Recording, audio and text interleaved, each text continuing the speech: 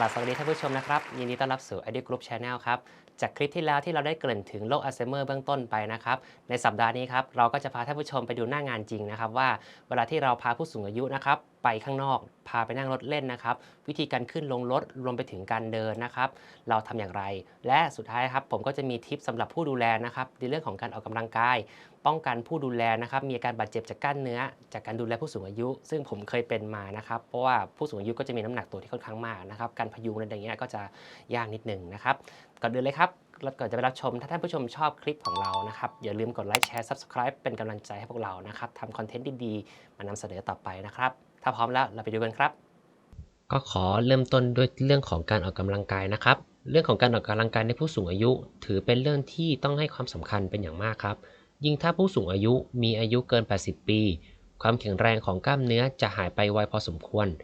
จึงควรที่จะให้ผู้สูงอายุได้มีการช่วยเหลือตนเองและพึ่งพาพละกำลังของตัวเองให้ได้มากที่สุดครับ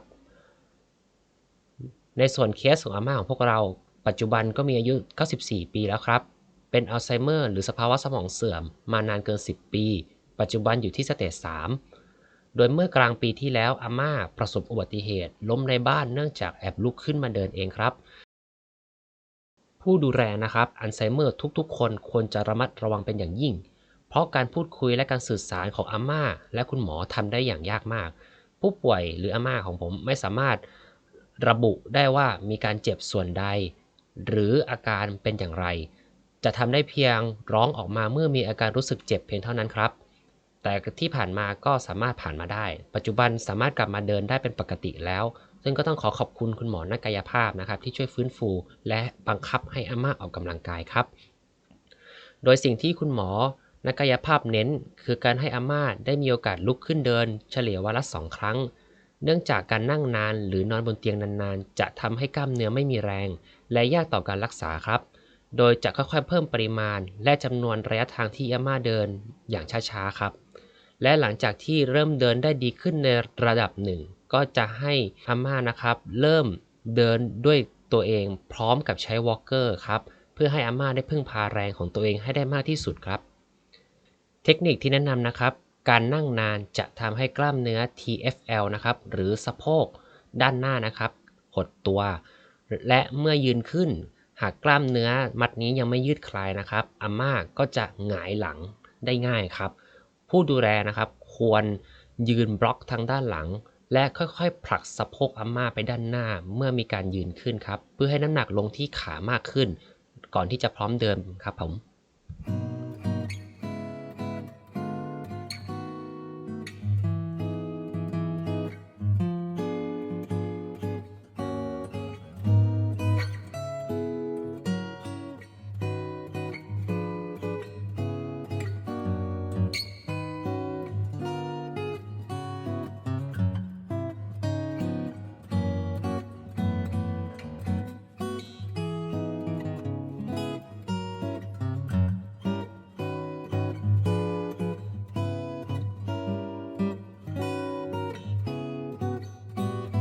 และหลังจากที่อาม่าดีขึ้นในระดับที่ใช้วอล์กเกอร์ได้แล้วนะครับเราก็จะพาอาม่าไปนั่งรถเล่นเป็นประจำวันเว้นวันครับเนื่องจากการออกไปนั่งรถเล่นนอกจากจะทำให้จิตใจของอาม่านะครับแจ่มใสขึ้นแล้วยังได้มีการออกกำลังกายในขณะที่ขึ้นลงรถและเดินไปที่รถได้ครับเทคนิคการขึ้นลงรถของอาม่านั้นคือการให้อาม่าเกิดความคุ้นชินด้วยตนเองหรือที่เรียกว่า muscle memory ซึ่งต้องใช้วิธีการกระทำบ่อยๆให้เกิดความคุ้นชินครับ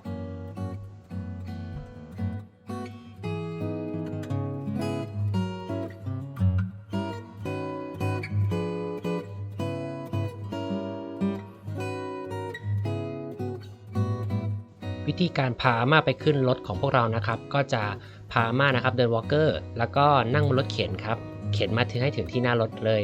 จากนั้นนะครับสังเกตที่ขาซ้ายนะครับเราจะเริ่มจากขาซ้ายอาม่าก่อนครับโดยจากนั้นอาม่าก็จะเอามือซ้ายของอาม่าเองนะครับจับไปที่ตัวราวจับครับ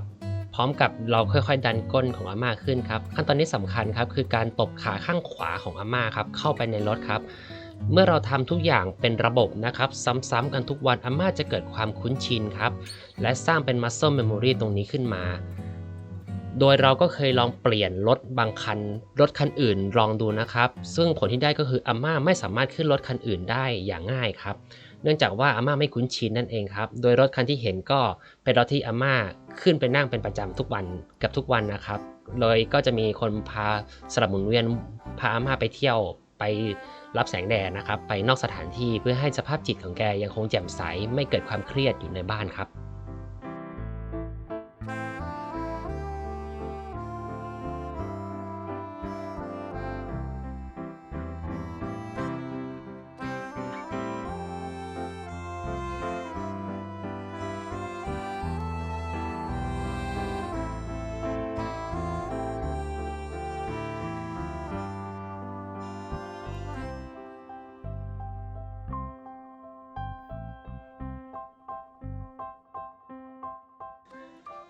ขั้นตอนการลงรถก็ไม่ต่างอะไรจากการขึ้นรถนะครับก็คือหาใส่ความคุ้นชินครับให้มากค่อยๆไว้ใจเรานะครับและค่อยๆขยับตัวช้าๆครับ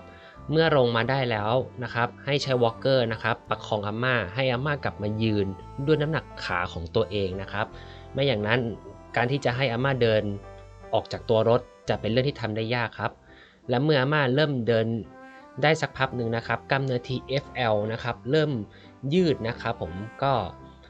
ค่อยเอารถเข็นมารับนะครับการที่เอารถเข็นไปรับหน้ารถเลยจากที่เราเคยลองทำแล้วก็ค่อนข้างทุรักทุเลนะครับแล้วก็มีโอกาสผิดพลาดได้ง่ายกว่าครับซึ่งทั้งหมดที่ท่านผู้ชมเห็นนะครับก็จะเป็นชีวิตประจำวันของอาม่านะครับวันเว้นวันในทุกๆวันครับเพื่อให้อาม่าของเรานะครับมีสุขภาพจิตที่แจ่มใส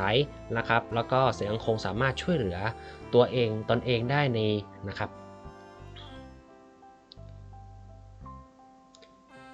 สิ่งที่สำคัญไม่แพ้กันนะครับก็คือผู้ดูแลครับผู้ดูแลก็ควรที่จะ